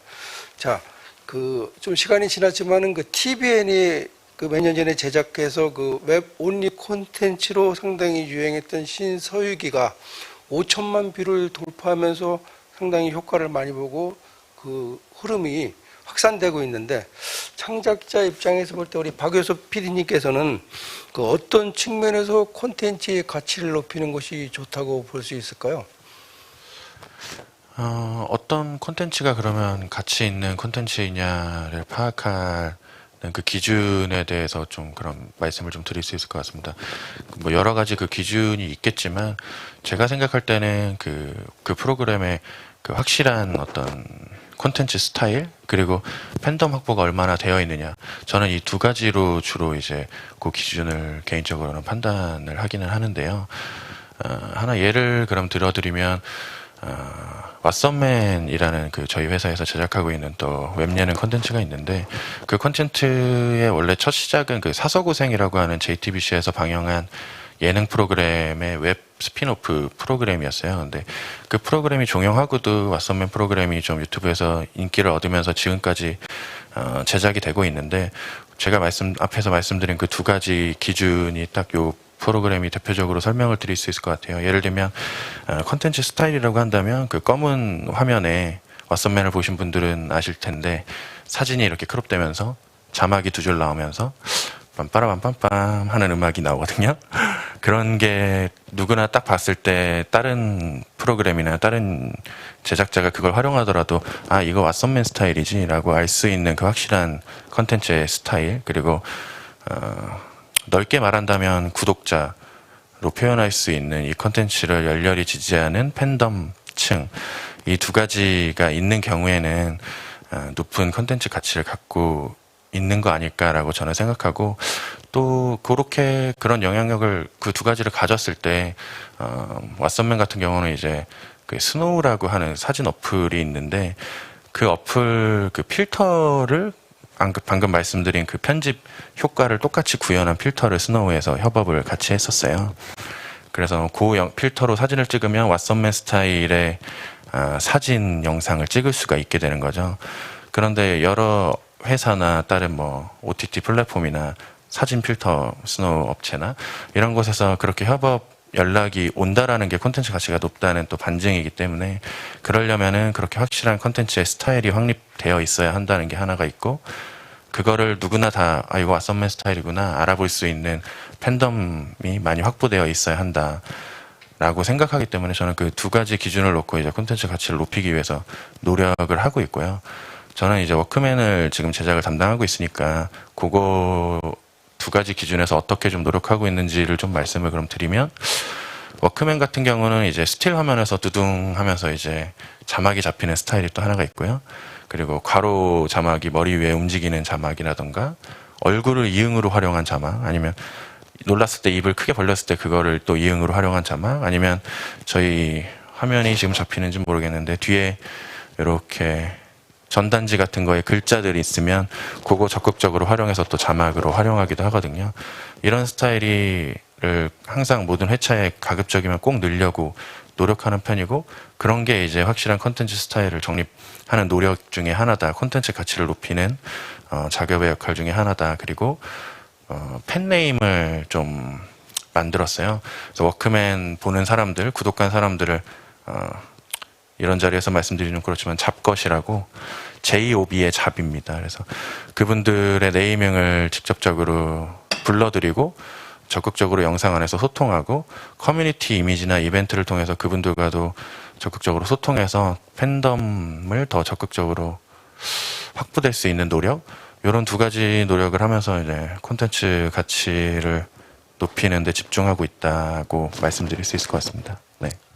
콘텐츠의 가치를 높이는 데 있어서 어떤 그 스타일에 대한 지향점은 상당히 공감이, 그러니까 많이 알려져 있는 건데, 이번에 제가 느낀 거는 그 팬덤층을 확보하기 위해서 콘텐츠의 가치가 같이 맞물려 있다는 거는 어떻게 보면 새로운 발견인 것 같은데, 자, 그렇다면 윤 감독님도 개인적으로 어떤 나름대로 콘텐츠를 제작할 때 팬덤 확보 전략을 갖고 계시는가요? 제가 바로 말씀하신 워크맨의 팬 중에 하나인데요. 약간 그 스토리텔링형 콘텐츠랑 이렇게 웹 예능이랑 조금은 그 방향, 소구하는 방향이 다를 수 있을 것 같아요. 근데 사실 현재 팩트를 말씀드리면은 현재 시장에서 드라마들도 팬덤이 굉장히 중요하고, 그러니까 이미 캐스팅되는 여기 투입될 요소의 팬덤이 일단 이 시장 가치에 좋은 시그널이 되잖아요. 그리고 하면서 생기는 캐릭터들에 관한 뭐 캐릭터들의 케미의 라인이라든지 이런 거가 이제 홍보 마케팅에 도움이 되기 때문에 사실 요새 한국 드라마들의 많은 이슈가 팬덤으로 가고 있어요. 어떻게 보면 지금 어크맨 PD님이 말씀하신 것처럼 그런 것들이 분명히 이제 좋은 시그널, 시장에서 시장 가치를 확장시킬 것 같은 그린라이트가 될 수 있는데, 사실은 이제 제가 잘할 수 있는 게 못하는 게 있으니까 저로 말씀을 드리면은 저는 이렇게 이런 식의 킬러 콘텐츠를 언젠가 만들고 싶긴 한데, 저 어떻게 보면 틈새를 노리는 식으로 영화나 드라마를 또 모바일로도 선보인 사람이에요. 그래서 저는 애초에 메이저들이 대한민국의 이제 수많은 사람들이 우르르 좋아하는 것보다 어쩌면 이분들한테는 이런 콘텐츠가 필요할 텐데 너무 안 나오고 있지 않은가? 이런 것들을 만들어 왔는데, 그 중에 하나가 2015년인가 6년인가 내보였던 중에 대세는 백합이라는 웹드라마가 있어요. 그게 이제 레즈비언 분들이 주인공인 경쾌한 이제 꽁트 연작인데, 제가 일부러 한국 최초의 레즈비언 시트콤이다. 그 전에 이제 퀴어 영화들은 우리나라에서 은근히 많이 나오고 상도 받고 주목도 받는데, 보통 약간 현실의 장벽에 부딪힌 성소수자들의 어떤 우울한 세계, 그것도 싸워가는 과정, 이런 걸 그리거든요. 그래서 저는 그냥 마치 레즈비언 분들이 우리 사회에 가장 지금 자랑스럽게 버젓하게 떳떳하게 당연히 그래야 되고, 그러고 있는 거를 그냥 전제하고서는 서로 밀당하고 썸 타고 이런 걸로 그냥 아예 만들었거든요. 그냥 얼굴 보면 뽀뽀하고 데이트 신청하고 이런 걸로 했더니 굉장히 좋아하시더라고요. 근데 물론 이제 네이버에 올리자마자 1시간 만에 이제 시민단체들이 연락이 와가지고 1시간 만에 락이 걸려가지고 괜찮았어요. 그것도 노이즈로 실시간 검색어 1위 해가지고 예상은 했던 건데, 이런 방식이 있고요. 근데 사실은 또 요새 제가 나이가 점점 먹다 보니까 이런 생각은 있어요. 사실 이제 어크맨 PD님 말씀하신 건 사실 너무 반가운 게, 제가 전에 독립영화를 2000년대에 만들 때 방금 말씀하신 그런 삼라만상을 이용한 타이포그래피를 되게 좋아했거든요. 제가 이제 남들이 다니는 영화학교를 다니긴 했는데, 그런 식으로 필름으로 만들고 이런 거 언제까지 할 것인지 그냥 그때는 섣부른 생각이 그래가지고 혼자 캠코더 하나 들고 다니면서 그냥 친구들과의 모습, 노래방 간 모습, 술 먹고 얘기하는 모습 다 찍은 다음에 거기다가 자막을 막 웃기게 넣고, 여기에 진짜로 제 얼굴이 있으면 여기다가 뭐 이걸 시옷자면은 이걸 시옷으로 진짜 이런 식으로 2000년대 독립영화를 만들었는데, 그때 유튜브가 활성화됐으면 유튜브에 올렸을 텐데, 그때는 그러면은 감독님 소리 들으면서 영화제에 낼 수 있던 시기거든요. 그러다 보니까 감독님 소리 들으면서 영화제에서 뭘 보여주기도 하고 극장에서 사람들이 볼 수 있는 걸 만들다 보니까 오히려 역으로 스토리텔링에 대해 관심이 생기고, 제가 지금 40대 중반인데 점점 저도 약간 아까 팀장이 말씀하신 아카이빙을 했는데도 10년, 20년 지나서도 볼 거를 만들고 싶기도 하고, 그렇게 되는 이유는 저도 그런 걸 자꾸 소비를 하게 되니까 기다렸다가, 그래서 요새는 오히려 저는 약간 스토리텔링이고, 당장의 이슈가 없어도 분명히 플롯으로서 가치가 있는 거를 고민하는데, 이랬을 때 이제 가장 딜레마는 당장의 이슈가 없으면 안 된다는 거. 당장도 회자가 돼야 되고, 그래야지 사람들이 이게 있다는 걸 알고서 저 여기 있어요, 이런 드라마 있어요 알릴 수 있으니까. 그런데 만약에 5년, 7년 지나고서도 그게 있었지, 그게 좋았지, 이 두 가지 니즈를 해야 되는 게 가장 딜레마고요. 그냥 마지막 하나만 더 말씀드리면, 요새 아무래도 웹드라마를 처음으로 좀 만든 사람으로 포지션이 돼 있다 보니까 여전히 이제 어떤 대학교 학보사 이런 기자들한테 인터뷰 요청을 많이 받아요. 이제 그분들이 좋아하는 건 요새 뭐 연애 플레이리스트라든지 그런 걸 좋아하시지만은, 그래도 뭔가 학구적인 열정에 테이프 끄는 사람을 인터뷰했다든지 연락이 와요. 그러고서는 사람들은 왜 이렇게 웹드라마를 좋아할까요? 모바일을 좋아할까요? 물어보는데, 저는 반대로 좀 사실 여쭙게 되더라고요. 그러면 아까 말씀하신 전원일기가 80년대 저 초등학교 때부터 봤는데, 90년대 우리 아들과 딸을 보고, 2000년대 뭐 이런 걸 보고, 2010년대 보고, 2020년대 왔는데 웹으로 볼 게 이렇게 많은데, 제가 기자한테 반대로 묻거든요. 웹드라마를 왜 보시는지. 나쁘다는 게 아니라 세상에 볼 게 너무 많지 않냐. 아이돌 관련 콘텐츠, 워크맨, 왓썸맨, 제시 뭐 이런 거 볼 게 너무 많은데, 그런데도 드라마를 보고 싶어 하는 거면은 왜 웹드라마일까요? 왜 모바일 드라마일까요가 아니라 오히려 반대로 왜 드라마일까요? 사람들 어떻게 이렇게 세상에 볼 거 재밌는 거 많은데도 그 와중에도 남들이 인위적으로 쓴 각본으로 어렵게 찍어가지고 끝을 알 수가 없는 그 얘기를 기다렸다가 한 달을 봐야 되는 그런 걸 왜 볼까요? 그러니까 결국 우리 인간은 남들의 나를 닮은 다른 사람들이 내가 알 것도 같고 모를 것 같은 재난을 겪고 거기서 어떤 선택을 하고 나아가는 갈등을 겪으면 성장하는 얘기를 참 좋아하나 봅니다. 그럼 저는 이제 그거를 좀 나이에 맞게라고 하면 너무 고인물 같지만은 저도 공감할 수 있게 만들려는 거예요. 하지만은 어떻게 회자 대가를 딜레마로 생각하면서 지금 고민하고 있습니다. 우리 윤 감독님 처음엔 말씀을 안 하실 줄 알았더니 뭐 한번 터지니까 막 줄줄줄줄줄 나오시는 좋네요. 그래요. 제가 봤을 때 아까 어떤 콘텐츠의 스타일, 팬덤 확보 이런 것도 중요하지만 윤 감독님이 봤을 때는 스토리텔링에 기반한 것이 상당히 역할을 할 거라고 보는데 최근에는 뭐 브랜드에 대해서는 고민 안 하나요? 제가 얼핏 보니까 송편이라고 졌는데 송편이 추석 차례상에 나오는 송편인가요? 아니면 뭐 주인공이 송 누구였죠? 그 주인공을 추구하는 그런 측면에서 송편이라고 졌는지 가볍게 한마디 해주시면 좋겠습니다. 여자친구 별명이 송편이어서 네? 결혼 앞두고 있어가지고 여자친구한테 어필하는 용도로 했는데 그냥 그게 농담에 진담반으로 말씀드리면은 요새 부캐가 유행이잖아요. 사실은 유재석 씨 같은 탑독도 유산슬이라는 부캐를 만들고 다들 어떻게 보면 워크맨은 장성규 씨도 JTBC 아나운서였던 프리랜서 아나운서에서 작가들하고 논의는 재밌는 형이라는 부캐가 생긴다고 치면은 창작자도 어쩔 수 없이 영생은 못하겠지만은 이제 자기 이름 3음절, 2음절로 승부하기에는 어느 순간에 올드하다는 소리를 들을 수 있고 그 브랜드 가치가 좋을 땐 좋지만은 세월이 지니까 엄청난 메가히트작이 없는 이상은 약간 올드한 느낌이 될 수 있을 것 같은 거예요. 그래서 제 이름이 아니라 어떤 이름 뒤에 숨자, 그리고 제가 아닌 수많은 젊고 새로운 분들과 좀 네트워킹으로 창작을 하면서 이런저런 수요에 제가 연출자나 가장 메인 연출자가 아니더라도 대처하자는 의미에서 그 이름을 하나를 만들었고요. 그래서 최근에 저도 홍보를 하자면은 그 첫 번째 수학으로 지금 MBC 에브리온과 MBC에 방영되는 제발 그 남자 만나지 마요라는 예능국이 만든 드라마가 있는데 거기 원래 사실은 연출 제안을 받았었어요. 공동으로. 그래서 아닙니다. MBC PD님이 더 잘 만드실 겁니다. 대신 저희가 각본을 공급해드리겠습니다 하고서는 장장식단 송편이라는 이름으로 저는 연출을 안 해도 되고 그것도 제 이름이 나가지 않아도 되고 송편이라는 이름만 살려주시면 된다고 하고서는 제공을 해드렸는데 이런 식의 부캐를 앞으로도 계속 운영을 해볼까 합니다. 좋네요. 지금까지 그 플랫폼은 어떻게 그 콘텐츠를 최적화시킬 것인가 하는 거하고 두 번째로는 그 무엇으로 콘텐츠의 밸류를 높일 건가에 대해서 토의를 해봤습니다. 자, 이제 콘텐츠의 진화를 이끌어내는 다양한 플랫폼별 그 콘텐츠의 창작 환경, 즉 코로나19로 인해서 어떤 포스트 코로나 시대에 어떤 콘텐츠의 창작의 어떤 방향성이 좋을 것인가에 대해서 패널 분들의 견해를 들어보도록 하겠습니다. 먼저 그 KOTT 플랫폼을 통해서 콘텐츠 경쟁력 향상을 위해 항상 노력하는 그 콘텐츠 웨이브 입장에서 봤을 때 그 콘텐츠 창작 환경 지원은 어떻게 지원할 수 있을까요?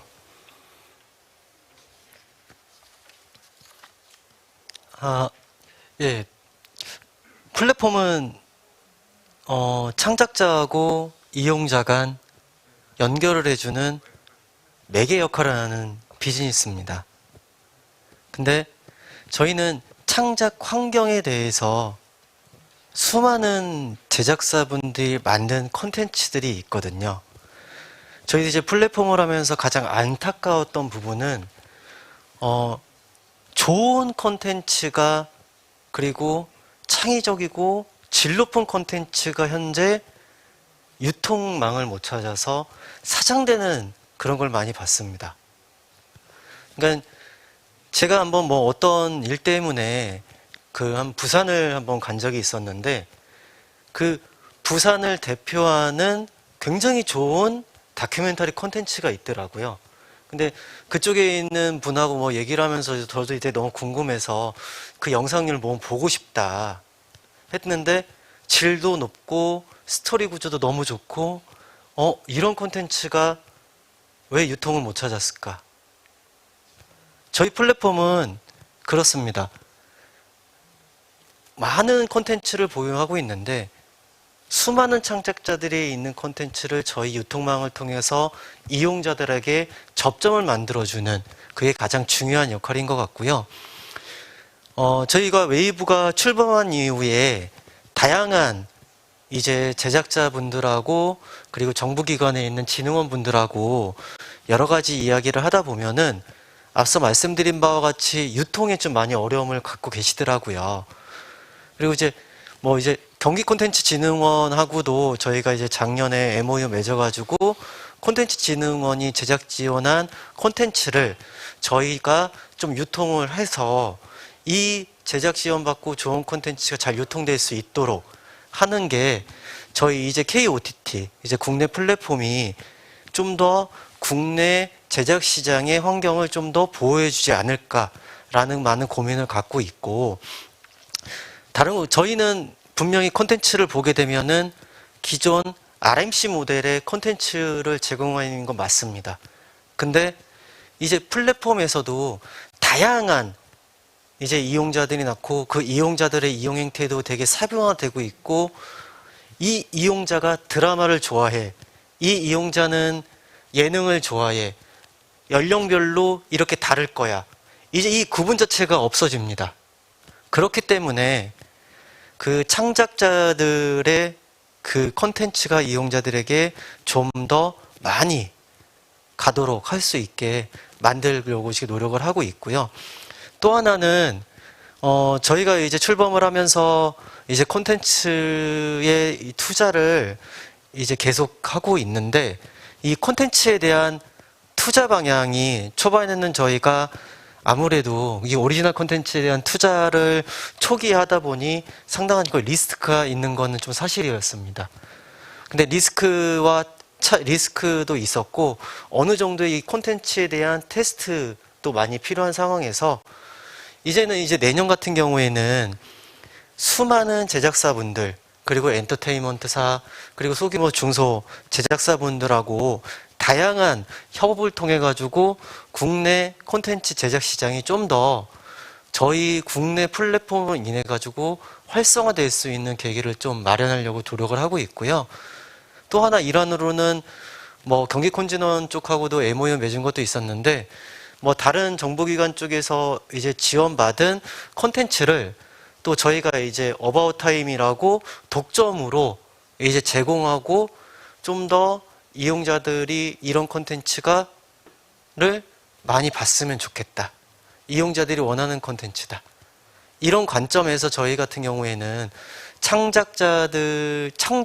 제작 시장에 대한 활성화 부분과 그리고 이 유통의 어려움을 겪고 있는 창작자분들을 같이 아우르면서 창작자와 플랫폼이 상호 간에 윈윈할 수 있는 그런 협업 모델을 좀 지속적으로 발굴하고 그거에 대해서 좀 더 노력을 하려고 현재 준비 중에 있습니다. 결과적으로 봤을 때 창작자와 플랫포머의 어떤 상호 관계가 그 어떤 콘텐츠의 진화라든지 어떤 창작 환경의 개선이라든지 이런 측면에 많은 도움이 될 거라고 바라보고 계시는 것 같은데, 자, 그러면 JTBC는 종편이지만은 JTBC 스튜디오는 종편의 어떤 자회사로서 제작사인데, 그 JTBC 스튜디오 입장에서 봤을 때 그 어떤 콘텐츠 창작 환경에 대해서 상당히 중요하다고 보고 있는데 어떻게 생각하고 있는지요? 네, JTBC 스튜디오라는 디지털 제작 스튜디오 조직의 입장에서 좀 말씀드리면은 흔히 말하는 왜 원소스 멀티유즈 이런 거 있지 않습니까? 웹툰이 드라마 된다던가 그런 측면이 웹예능이 원소스가 되는 어떤 창작 환경의 변화가 많이 있지 않을까라고 기대하고 있어요. 이게 무슨 말씀이냐면, 워크맨이 예를 들면 인기 프로가 됐고 왓썸맨이 인기 프로가 됐다고 한다면 그거의 웹예능에서 그치지 않고 워크맨의 토크 콘서트, 워크맨의 직업 박람회, 워크맨의 음악, 이렇게 다양하게 좀 영화, 드라마 활용될 수 있는 것들로 결국에는 가는 것이 디지털 제작 스튜디오들의 지향점, 이런 것들이 되지 않을까 싶고, 그런 측면에서 그러한 인력 구성들에 대한 변화가 있어야 되니까, 지금은 아직은 영상 콘텐츠에 좀 집중된 구조로 있다면 그 외의 것들로 퍼질 수 있는 좀 구조적인 변화 같은 것들이 앞으로 좀 있지 않을까라는 생각 정도를 개인적으로는 보고 있습니다. 네. 이게 최근의 경향 같은 경우 보면 웹소설에서 어떤 드라마로, 때로는 그 웹툰에서 드라마로 이어지는 그런 어떤 그 트렌드가 강세를 보이고 있어요. 그런 측면에서 웹툰 같은 경우는 원천 콘텐츠에서 거점 콘텐츠로 가는데 상당한 용이한 매체이기 때문에 그런 경우가 많이 발생하고 있는데, JTBC의 그 이태원 클라스도 그런 경우에 해당하겠죠. 최근 그 구름이 원작자가 그 10억을 벌고, 그리고 또 뭐 그 웹 소설가가 직장인이면서 웹소설 한 편 써갖고 어떤 대박을 터뜨리는 경우가 많이 생기는데, 이런 재벌집 막내 아들 같은 그런 어떤 웹소설로 월 매출 1억 이상을 하고 5천만 뷰를 돌파할 정도로 인기가 상당히 크다 보니까 웹소설 작가에 대한 관심이 아주 높아지고 있답니다. 그래서 이런 그 OSMU, 원소스 멀티 유저에 대한 전략이 어떻게 보면 레거시 미디어의 어떤 새로운 방향 전환이 아닌가 싶기도 하는데, 다시 뭐 박 PD님은 그런 면에 대해서 어떻게 생각하고 계시는지? 네, 저희 JTBC 스튜디오도 뭐 그런 전략을 지금도 뭐 사용하고 있고요. 이미 예를 들면 놓치마 정신줄이라고 하는 웹툰을 드라마화해서 JTBC 방송에도 10부작으로 방영을 했고, TV 플랫폼뿐만 아니고 이제 KT 시즌에도 유통했고요. 저희 스튜디오 룰루랄라 웹드라마 유튜브 채널에도 업로드했습니다. 그러니까 원소스 멀티유지 전략을 이미 적극적으로 활용하고 있다는 말씀이고요. 말이고요. 그리고 지금은 또 액션 웹툰 또 샤크라고, 그 웹툰은 이제 영화화 하기 위해서 이제 크랭크인이 들어갔고요. 뭐 적극적으로 사용하고 있다 정도 말씀드릴 수 있을 것 같습니다. 어떻게 보면 그 콘텐츠의 가치를 높이고 콘텐츠 진화를 위해서는 그 가장 절실한 입장이 제작자 입장인데, 우리 그 윤 감독님은 어떤 측면에서 창작 환경이 변해야지 왕성한 콘텐츠 제작을 할 수 있을까라는 질문을 드리는데 어떻게 생각하세요? 지금 너무 왕성해가지고요. 좀 덜 왕성해야 될 것 같기도 한데, 세상에 너무나 생산자들도 많으시고 플랫폼도 많아서 어쩌면 플랫폼이 많아지니까 창작자 생산자들이 즐거운 비명을 지를 것 같지만, 그만큼 새로운 걸 만들 수 있는 사람도 많아졌거든요. 그래서 약간 좀 어쩌면 조금 괴가 다른 얘기일 수 있는데, 그냥 짧게 하자면요, 노동이 사실은 소외될 수도 있다고 봐요. 이 창작 노동에 투입된 사람들, 또 이 노동한 사람들의 크레딧이 사실은 지금 어쩌면 브랜드가 남는 세상이거든요. 플랫폼이 남고, 물론 그리고 또 여기다 변명을 자꾸 할 수가 없어지는 게, 봐라, 네가 만약에 KBS, MBC, TVN 입사 못했어도 유튜브 재밌게 만들면은 100만, 1000만 유튜버 되지 않느냐 하는데, 사실은 그거는 굉장히 희소한 사례잖아요. 어쩌면 드라마가 한 해에 200개 나오는데 그중에 10개 히트하기 힘들다면은, 솔직히 유튜버라든지 콘텐츠 만드는 거는 2억 개가 나오는데 그중에 우리가 한 10명 히트하면 그걸 갖고 얘기를 하게 되거든요.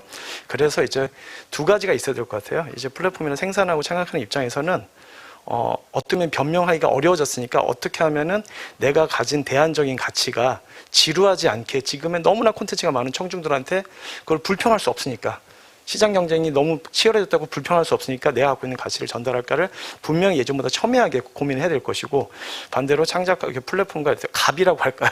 환경 입장에서는 혹시 이러다가 노동자들은 계속해서 이 큐레이팅이 콘텐츠만 큐레이팅하고 있는 게 아니라 여기 투입된 사람도 계속 갈아 끼우고 있는 거 아닐까?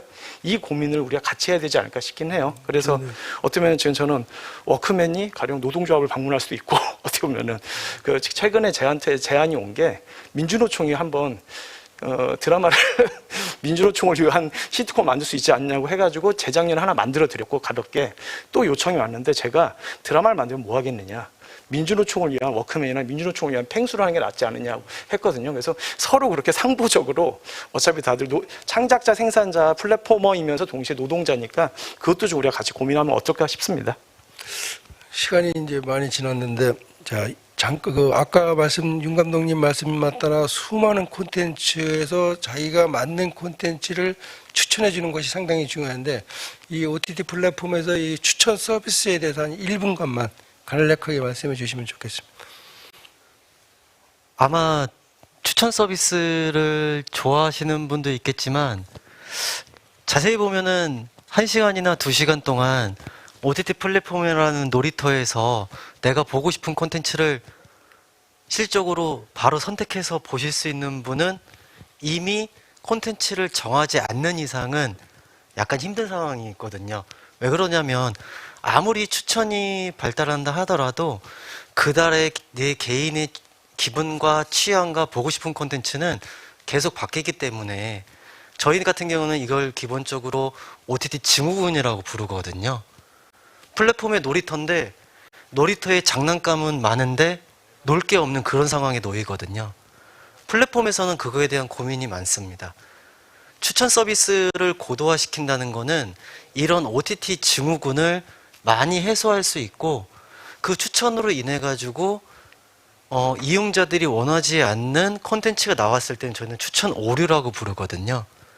이렇게 추천 서비스가 좋은 면도 있지만 이용자 입장에서는 피로감을 많이 할 수 있기 때문에 플랫폼 입장에서는 그 추천 서비스에 대한 오류를 내리고 이용자들이 가장 좋은 콘텐츠를 볼 수 있게 여러 가지 알고리즘에 대해서 이제 개발하고 있는 중이고 아까 팬덤 확보를 아마 얘기하셨는데 저희 웨이브 서비스를 보시게 되면은 뭐 이주원 픽, 누구 픽, 어떤 픽 그때의 화제성 있는 배우들이나 화제성 있는 이슈를 통해 가지고 저희는 그런 부분 같은 경우에도 큐레이션을 통해 가지고 서비스를 제공하고 있어서 하지만 추천 서비스에 대해서는 아마 이용자 입장에서 좀 더 많은 고민이 필요한 이제 상황에 놓이게 될 거라고 보이고 있습니다. 감사합니다. 시간이 됐는데 그 짧은 시간이었지만은 그 오늘 그 창작자와 플랫포머의 어떤 입장에서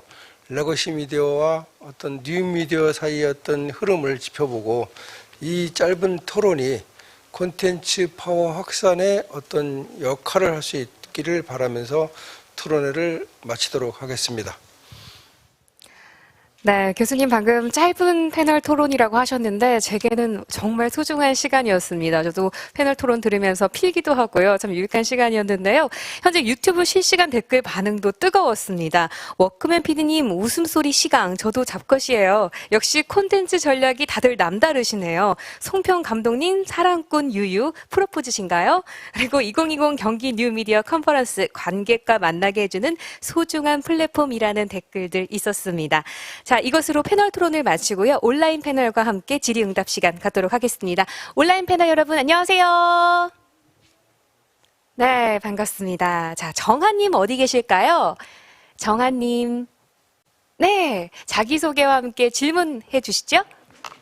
네, 안녕하세요. 저는 유튜브에서 마크의 직서재라는 지식 채널을 운영하고 있는 최청아라고 합니다. 일단 말씀 주신 거 너무 잘 들었고 감사합니다. 궁금한 게 하나 있는데요. 현재 많은 사람들이 이제 온라인 미디어 시대로 바뀌어가고 있다고 말씀을 많이들 하시잖아요. 근데 하지만 반대로 사람과 사람 간의 직접적인 만남을 추구하는 오프라인 플랫폼을 그리워하는 사람들도 많을 것 같아요. 그래서 제가 드리고 싶은 질문은 그 온라인 미디어 트렌드를 가져가면서 오프라인의 그리움까지 충족시켜줄 수 있는 방안이 있을지 궁금합니다. 우리 그 온라인 패널께서 상당히 젊은데 그 아직도 그 전통적인 어떤 오프 플랫폼에 대한 어떤 그리움 또 뉴 미디어 속의 어떤 새로운 그 플랫폼에서 끈끈함을 찾고 있는 것 같은데 이 부분에 대해서는 우리 할 말 하고 싶은 우리 저기 박요셉 PD님이 한마디 해주시면 어떨까요? 그렇다고 하면은 뭐 모바일 지금 온라인 콘텐츠에서 지금 당장은 좀 기대감을 모을 수 있는 것들을 많이 보여드리는 방법밖에는 저는 없는 것 같기는 해요. 지금 상황에서 뭐 오프라인 행사를 진행하기는 좀 어려운 시국이다 보니까 그때 나눌 수 있는 많은 재미난 요소들을 워크맨을 기준으로 말씀드리면 뭐 직업에 대한 소개를 더 다양하게 해드리고 다양한 일자리들을 보여드림으로 인해서 향후에 있을 오프라인 행사들에 대한 기대감을 갖게 해드리는 것 그런 것들을 좀 시도할 수 있지 않을까 정도 생각하고 있습니다. 사실 그 코로나19 사태가 장기화되면서 어떤 우리들한테는 일상에서 많은 변화를 맛보게 되었습니다. 그래서 소비도 집에서 하고 나가지 않고 집콕 생활을 주로 하다 보니까 이런 변화가 만약에 백신이 개발되고 포스트 코로나 시대에 과연 어떻게 이루어질 건가를 생각해 본다면 많은 학자들은 이 흐름이 언택트 상황에서 받은 경험이 분명 변하지 않고 더 발전할 것이다. 이렇게 보기 때문에 이 언택트 상황에서의 그 온라인을 통한 어떤 플랫폼의 발전은 상당히 계속적으로 이어질 것 같은데 우리 창작 집단 송편의 그 감독님은 윤 감독님은 어떤 식으로 그 흐름을 볼 수 있을까요? 온라인 패널이 질문한 그 부분에 대해서 간단하게.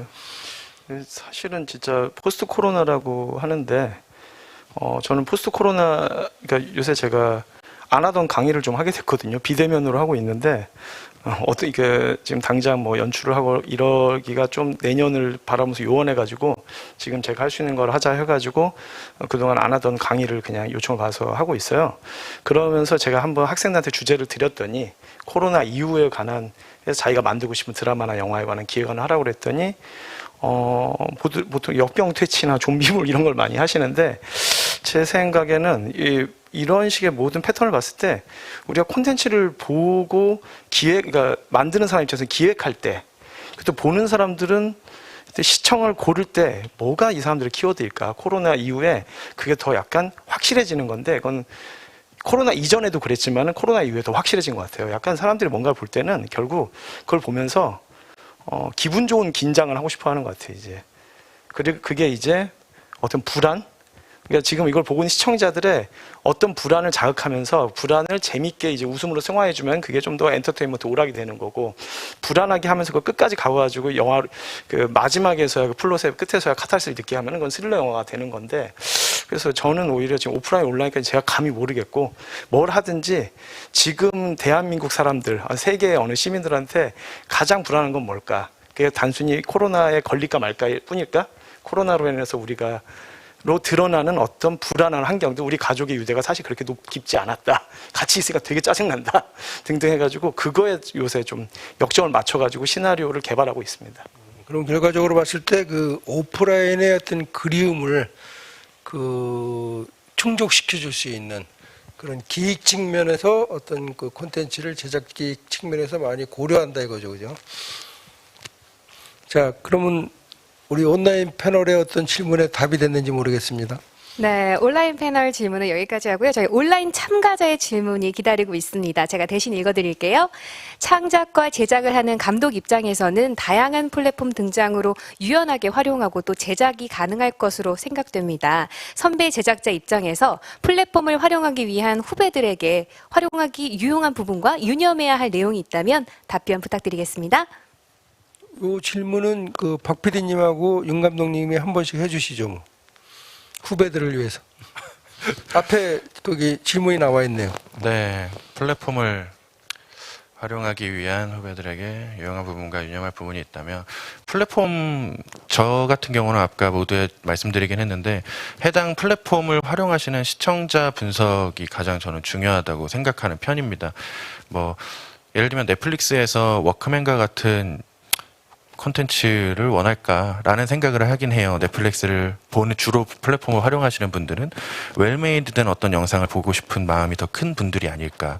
그래서 본인이 어떤 플랫폼을 활용하실지는 모르겠지만 그 해당하는 플랫폼을 바라보는 시청자들에 대한 분석을 많이 하신다면 유용한 인사이트를 얻으실 수 있지 않을까라고 생각합니다. 네. 윤 감독님은 이 질문에 대해서. 사실 이것도 지금 제가 강의할 때 그 기획안을 과제로 내라고 하면서 자기들 기획안에다가 자기들이 어떤 플랫폼에 진입하고 싶어 하는지 이 콘텐츠는 어디에 입점하면 좋을 것인지에 대한 구상도 좀 넣어달라고 부탁을 하거든요. 근데 그러면서 그 논의를 하는 거에 대한 녹취록도 저는 요구를 해요. 회의를 어떻게 크리에이티브하게 하는지를 보기 위해서 그걸 평가를 대상으로 삼는데 놀랍게도 다들 이렇게 얘기를 하다 끝에 우리 어디로 갈까 이 드라마 우리 이 영화 어디로 갈까 그러면 보통 죄송합니다 다들 웨이브로 가자는 말은 안 하고 다들 넷플릭스 가죠. 넷플릭스 갑시다. 다 이렇게 돼요. 학생들의 논의가. 그래서 제가 그 다음에 항상 이제 강의를 할 때 이렇게 논의를 하는 게 아니었다.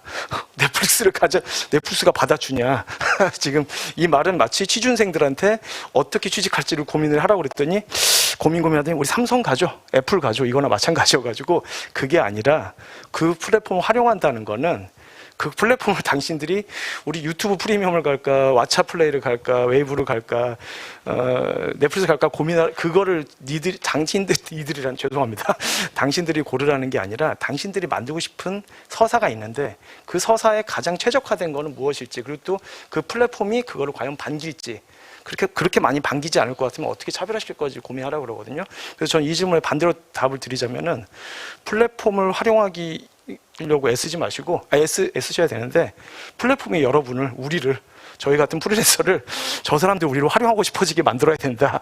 그렇다면 이걸 하신 분이 만약에 이렇게 어떤 예능 제작자면 지금 박효수 PD님 말씀하신 것들 정말 유념하시면 될 것 같고 만약에 드라마나 영화에 각본을 쓰고 연출하고 싶다. 스토리텔러다. 스토리텔러면 제가 아까부터 계속 말씀드린 지금 사람들의 불안을 응시한 다음에 그거를 긴장 삼아가지고 갈등 삼아가지고 보여줄 수 있는 전통적인 스토리텔링을 연구를 하면은 그 스토리텔링을 잘하면은 넷플릭스든 웨이브든 연락이 올 것이다.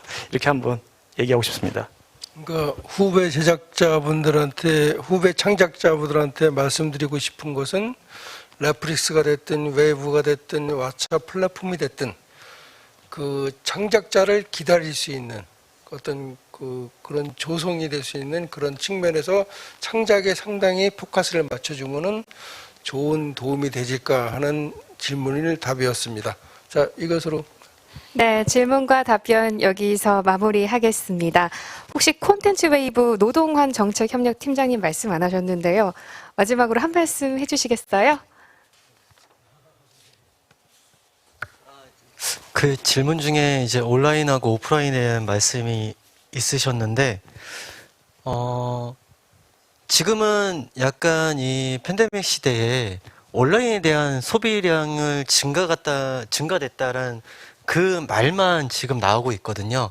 근데 자세히 보면은 지금 시대에 지금 있는 상황에 놓여 있을 때는 전체적인 미디어 소비량이 증가했다고 지금 보고 있거든요.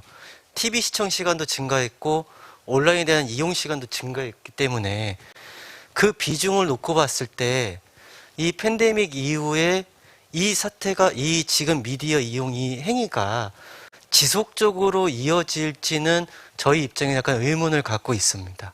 왜 그러냐면 전체적인 미디어 소비량이 늘어나면서 TV 시청량하고 온라인에 대한 소비에 대한 비중을 봤을 때 그렇게 팬데믹 전에 그 비중과 크게 차이가 나지 않거든요.